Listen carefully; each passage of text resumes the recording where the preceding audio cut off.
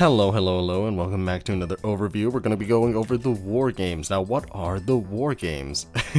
We got a wandering trader up there. It's basically like capture the flag. So, this is what my description is. This is when the groups battled to take over certain domains. There were some restrictions to make things interesting or less OP, so you're not able to do a lot of the stuff that you can in the late game, because obviously a lot of stuff you can have an overwhelming advantage over everything, and basically the size of your domain wouldn't even matter at all. And the winning group's combatants will be awarded 1,000 points each to every combatant if they win the war game. So where we're at right now is a defense area. Now the beacon is not part of the defense area. You can have a beacon in your defense area, but if you choose to make this a rest area with your beacon, then it won't be a defense area, and you can't defend it. I'm also lagging right now on the server as well, so it's not so great right now. Although I was at 1 bar for a little while before. But here in this defense area, right? We're making this defense area here. Here are the restrictions for your defense area, so that people that are trying to take over your domain have a clear path to. So right now there's bridges and stuff like that. Your flag must be visible in a location above Y48 or that is marked invisible. So a location like, I think this even goes down to Y48, or doesn't even go that far. Yeah. We basically place our flag anywhere here, but in a place that is visible would be nice, right? So around here we can place it anywhere we want. It just has to be visible to the invaders. Your flag area can be a radius up to 16 blocks away from the flag, so that's the thing that's considered as well. And also, it cannot be trapped. It's easier for the invaders to not be like that, because also you have to go back if your flag ever gets dropped by an invader, right? You have to go back and also place your flag back. So you might not even want the area to be trapped to begin with for you as well. The whole flag must be mined and returned to the invader's camp to count as a win. So an invader must set up a camp around here, like 54 blocks away from the defense area, to count it as a win. They have to go there. And any wool or unplaced wool item must be brought back. So you can't just let it despawn. If you're defenders or the invaders, you have to try to bring it back. And your flag can only be up to 8 blocks in total. So, and a player must be able to get to your flag even after all traps are triggered, which means that if all the traps in your base are gone and they're activated and they've done massive damage or whatever, the invaders should still be able to get to your flag, because there are restrictions on how invaders can move as well. Almost no problem for them to get to it. I mean, there might be some problems. There might be some situations where a flag can be semi-unreachable, but it cannot be totally unreachable. So in this world, we have some battle restrictions. We've got in very OP over the course, and we're trying to make the grounds fair for each defender and each invader here. So these are the battle time restrictions. You can have up to 1 ender pearl per person. You can have up to 2 totems per person. You cannot use an elytra. You can have up to 16 golden apples per person.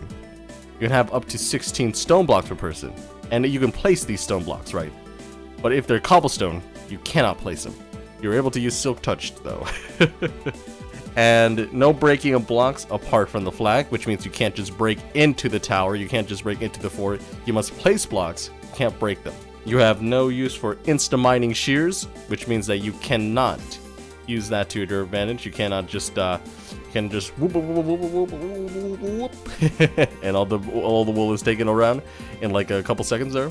And there's no ender pearl stasis chambers, which means you cannot use ender pearls more than the allotted time, right? You have up to 1 ender pearl per person, but you can also not just flee from battle or go to a different station by the press of a button to escape the rains, the wraps of battle. No traps can take more than 2 minutes to exit, which means any traps that at your maximum escape speed should not be able to be should not take 2 minutes to overturn or get out of, right? So you cannot force your opponent to take that long in battle. And plus, if you get trapped in your own trap, you may not even want to stay there as well. And there's no summoning of a wither or a raid. These things are overpowered for our uses. Thank you, Dylan. A wither can destroy everything, and a raid, if there's a village at the center here, would just kill the invaders as soon as possible, right? They spawn away from here, and would kill them immediately. And the wither would just go ham, you know.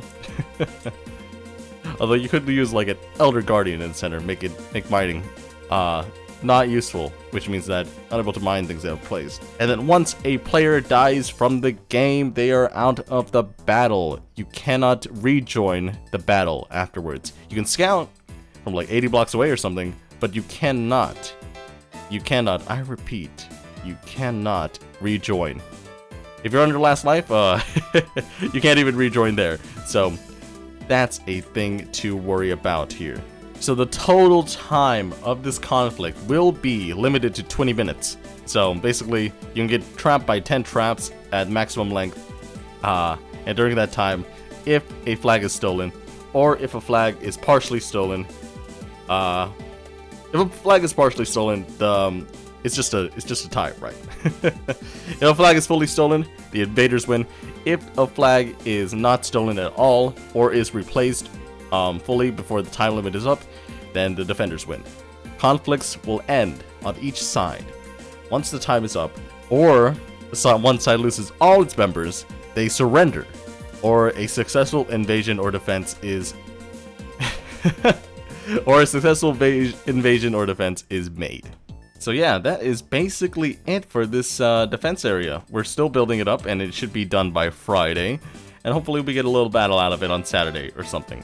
So, if you enjoyed this video, have a good day, good night, good life, and I'll see you in the next one, if we don't have another overview.